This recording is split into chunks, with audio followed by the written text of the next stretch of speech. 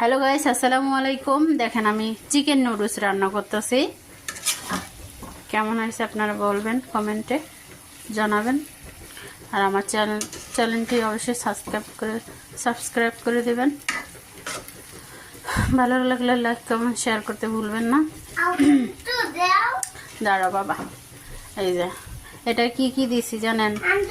এটার ভিতরে এটার মধ্যে দিছি পেঁয়াজ, আদা, রসুন, তারপর হলুদ, মরিচ, তারপর লবণ, তারপর জিরা গুঁড়া, তারপর নুডলসের মশলা, তারপর সয়া সস, ডিম, তারপর মুরগির মাংস।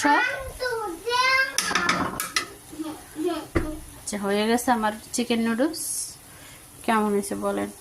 দেখতে কিন্তু ফাইন হয়েছে। দাঁড়াও, ওয়েট করো বাবা। টেস্ট হয়েছে অনেক। আল্লাহ হাফিজ, ভালো থাকবেন।